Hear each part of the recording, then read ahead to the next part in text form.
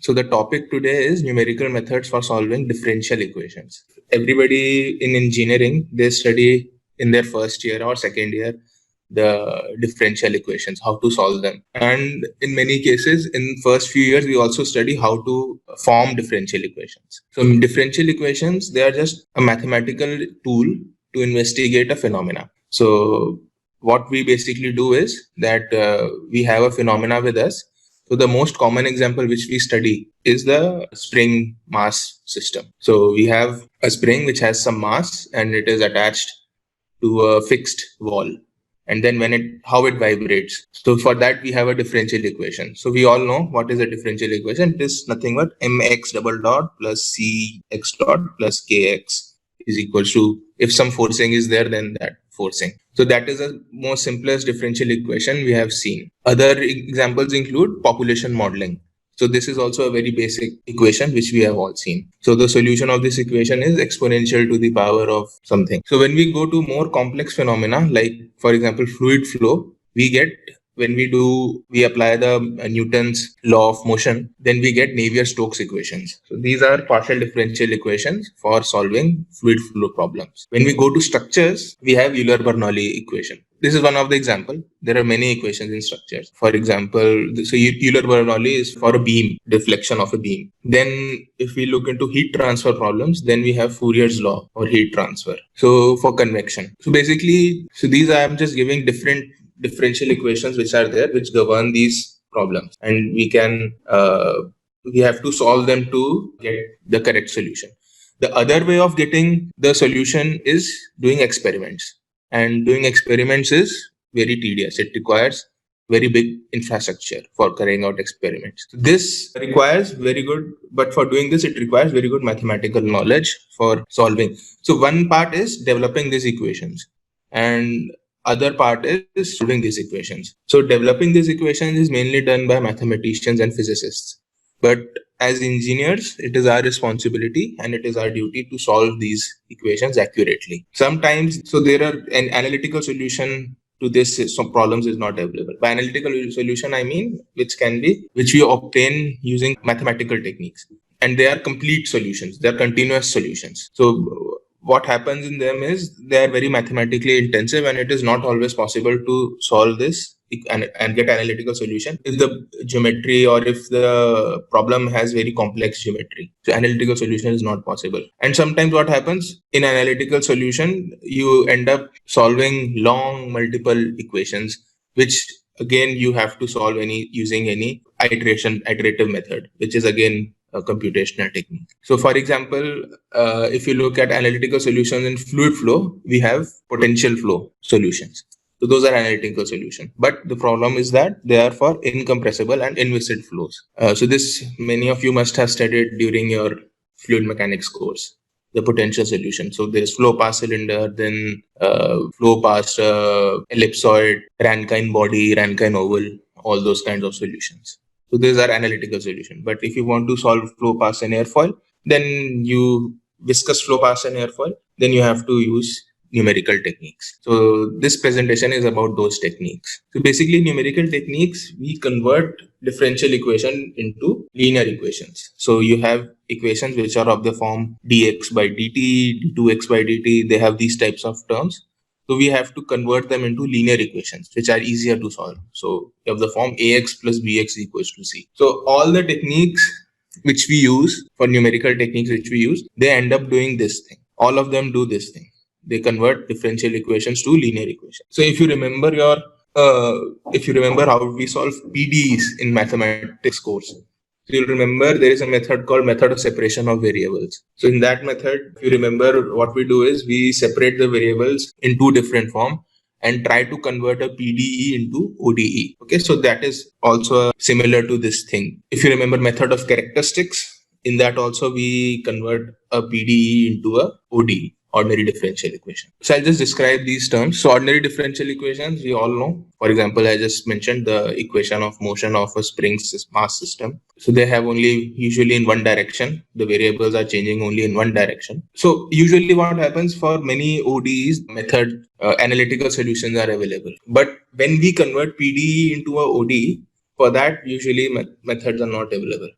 So some numerical methods which we use for solving ODEs are Euler method and Runge-Kutta method. Now, when we look at partial differential equations, in this, a variable will be dependent on multiple variables. Like in space, it is a two-dimensional problem, then the variable will depend upon both x coordinate and y coordinate. And if it is an unsteady problem, then it will depend upon time also. So there are various methods to solve partial differential equations. So finite difference method, finite element method, and finite volume method. So finite difference method, so they all are, according to me, they might be different techniques, but I think in general form, they are very close to each other. All of them are very close to each other.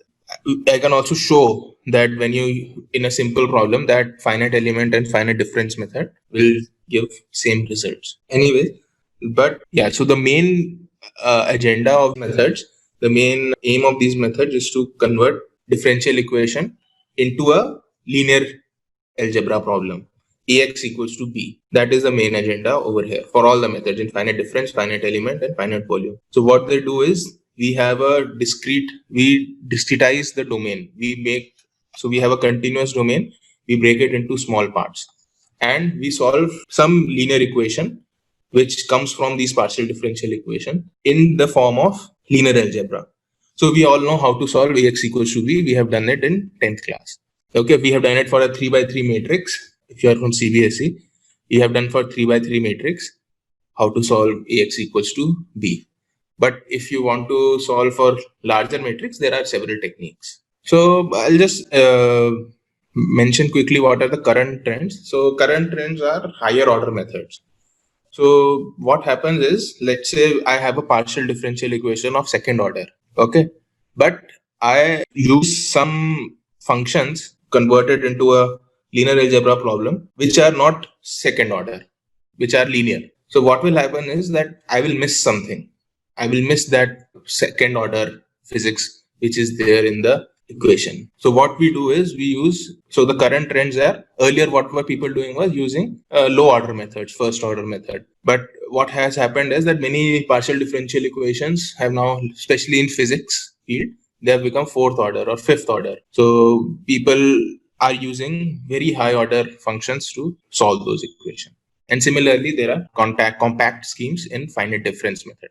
So higher order methods are mainly in finite element method and finite difference method, but compact schemes are mainly in finite difference method. Second point is efficient linear algebra solvers. So GMRES is generalized minimum residual method, and BiCG-STAB is conjugate gradient stabilization method. So these are iterative linear algebra solvers. So now what happens is, now there are two levels of numerical technique being used. So first level of numerical technique is using finite element, finite difference, or finite volume method. Now, once you get a set of linear algebra equations, Ax equals to b. So if Ax equals to b is a 3x3 matrix, we all know how to solve it. We'll do x is equals to a inverse b. We'll calculate it. But if it is a 1 million cross 1 million matrix, then you cannot solve it. So for that, you need iterative linear algebra solvers. So now that is another numerical technique. Error in your equation can arise from both the levels. So you can get an error from discretization, you can get an error from linear algebra. So this will also give you an approximate solution. This will not give you an exact solution. So the main very popular methods which are being used in the world today are GMRES and BiCG-STAB.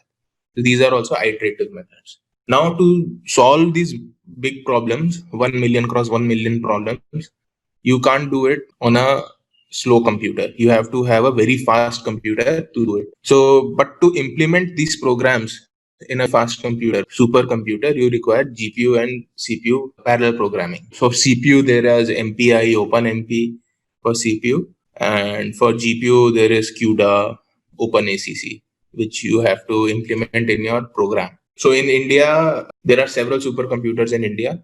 Like one of them, fastest one is in IISc Bangalore. Then there is one in IITM, which is Indian Institute of Tropical Meteorology. So what has happened is that so for example, the system from which I'm giving this presentation, this has 4 processors. So I have one CPU and each one CPU has 4 processors. So those systems, so they have around 20,000 CPUs. They have 20,000 CPUs, which means even if they have 4, that will become 80,000 processors.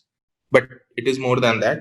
Those CPUs are advanced and they have 16 processors in the CPU. So you can see you can calculate how many processors are there. In current trends, the last important thing is modeling for solving complex problems.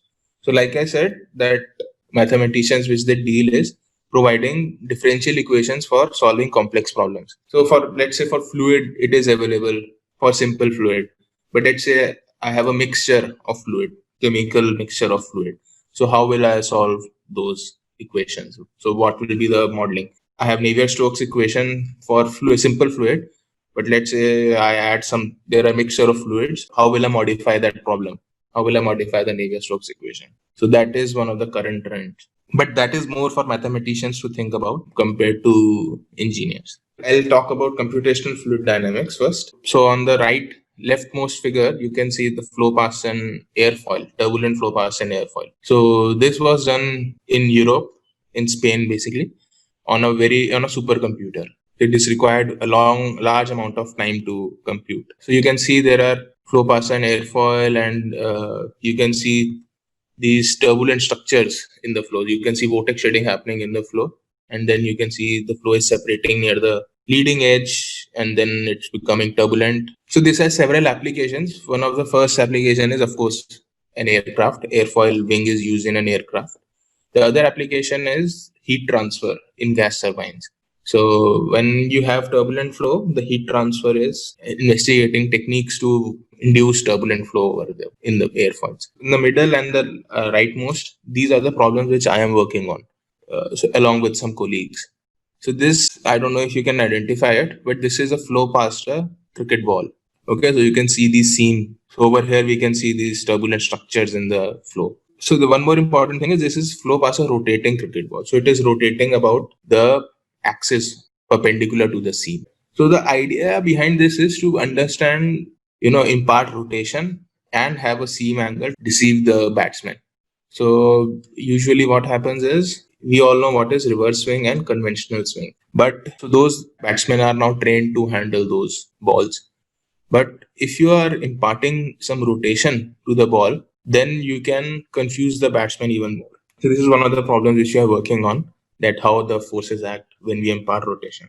And the problem on the rightmost is defense application. This is also a problem on which I have worked. This is a supersonic flow in a air intake. So if you have seen pictures of Sukhoi aircraft or MiG-29 aircraft, you should see that on the bottom there are these huge ducts. So those are supersonic air intakes. The purpose of the supersonic air intake is to supply good quality air to the engine. Now, when they're flying at supersonic speeds, so they cannot supply air at that supersonic speed to the engine because it will create large amount of shock waves, which will not be possible for the gas turbine to operate on. So the purpose of the air intake is to reduce the speed of the subsonic to the subsonic speed and give that good quality air to the engine to work on. Because these gas turbine engines, they cannot work when the oncoming air is in supersonic speed. So that is the purpose of an air intake. So what we have done here is that investigate different conditions and see how the flow is happening inside the air intake. So all these problems, they were solved using Navier-Stokes equation. The middle problem was solved using finite element method. The last one was done using finite difference method. So the state of the art these days is interdisciplinary physics. So what is happening is that we have to investigate fluid and structure together. That how do they interact? That is called fluid structure interaction. So one of the benchmark problems is this flow past a cylinder and there is a plate which is flexible plate. So the flow around the cylinder is modeled using Navier-Stokes equation, and this plate is modeled, the structure of this plate is modeled using Euler-Bernoulli equation. So we solve them simultaneously using numerical methods. So these two were solved using finite element method. So you can see that because of the flow behind the cylinder, this plate bends in a different way. So this is one of the benchmark problems, but there are many applications of this. For example, wind turbine. So when a wind turbine is rotating and it is facing the flow, it will also oscillate because of unsteadiness. So how much it will oscillate, so wind turbine, if you look at a blade of a wind turbine, then you can see that it is a cantilever beam. So it is supported at one end, and on the other end it is not supported. So it will vibrate when it will interact with air. So how much it will vibrate? Will it be in the factor of safety? How much will be the displacement? It should not go and touch the shaft on which the wind turbine is standing. So those all things have to be investigated. And the next one is very interesting problem. So this is when you combine fluid dynamics with heat transfer. So this is called Rayleigh-Bernard convection. So Rayleigh-Bernard convection, so what happens here is, so there is fluid flow over here, and then there is a temperature difference between upper surface and lower surface. So just because of temperature difference between upper and lower surface, there are these, so fluid will convect from bottom to low, from high temperature to low temperature. So that we all know. So how does it happen? So it is explaining that physics. So we have these mushroom type of structures which are formed. So in this we have interdisciplinary physics over here is, so we have fluid dynamics, which is solve a Navier-Stokes equation, and then there is heat transfer equation. So we have coupled both of them, solving them simultaneously to get this type of, to solve this type of problem. So there are a lot of software packages available these days.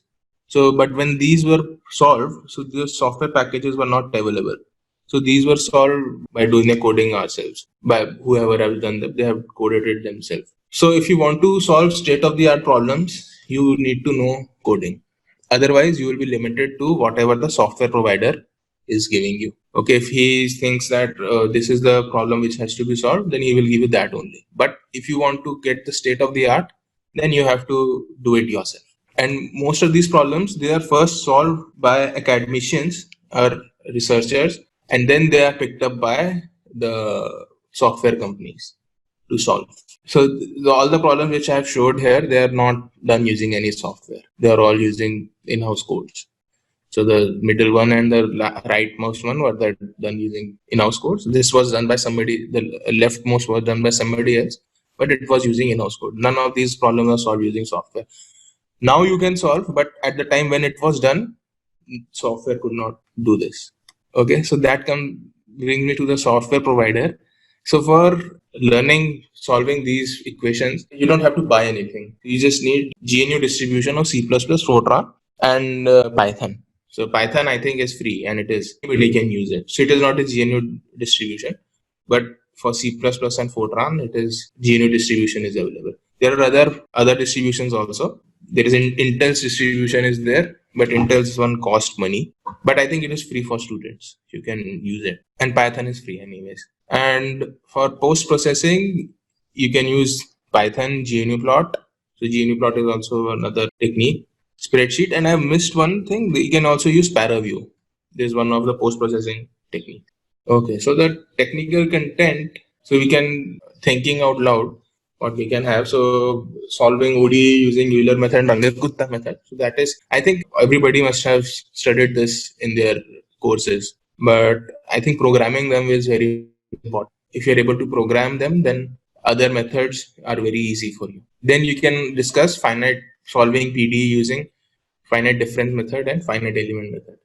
So I have expertise in these two methods only. Not sure about finite. I know finite what is volume method, but I have not done coding on finite volume method. So we can compare these two methods. How do they differentiate? What are the differences? Where does the difference arise? We can do some error analysis, that when we solve low equation using low order methods and using higher order methods, how is the error behaving? Then we can use iterative methods. We can study iterative methods for solving linear equations. So one of the methods, most popular method, is Gauss elimination, which you must have studied in your course. So, but important thing is how to program that method. That is the important part. The other methods which are there are LU method, then Gauss elimination. Then for solving eigenvalue problems, there are several methods. Then GMRES and bi-series type, which I have already mentioned. So the good thing about GMRES and bi-series type is that you don't have to write any code for it. The codes are available, free open source codes are available. So you just have to know how to link them. So these are called libraries. You just have to see how to link them with your code. Okay, so typical job roles. So in R&D and design in industry. So what I've seen is that in most of the industries, automobile, HVAC, civil structures, aerospace, gas turbine, wind turbine, cooling of electronics. So most of the companies, they either use some commercial software or they have developed their own software. But engineers usually don't get opportunity to understand what is going on in the code. That part a very specific team handles. So if you're part of that team, then it is very good. You are lucky.